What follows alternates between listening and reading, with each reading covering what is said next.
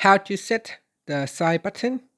Double press to start or stop screen recorder on the Samsung Galaxy S25, S25 Plus, or the S25 Ultra.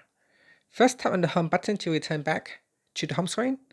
Now from the home screen, swipe down at the top to open up quick settings. In here, tap on the settings icon. Then we scroll down and tap on advanced features.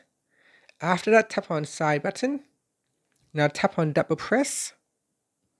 Then we go down and select Samsung Capture.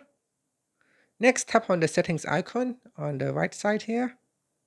And then from the list, go down and select screen recorder. After that, when you want to start your screen recording, double press on the side button.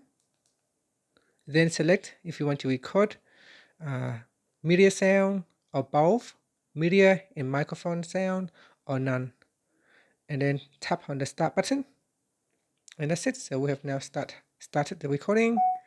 So here it will show touch on the screen. If I touch somewhere on the screen, it will show a small circle right there. Okay, so after that, what you want to do is double press on the side button and this will stop the recording. And that's it. Thank you for watching this video. Please like and subscribe to my channel for more videos.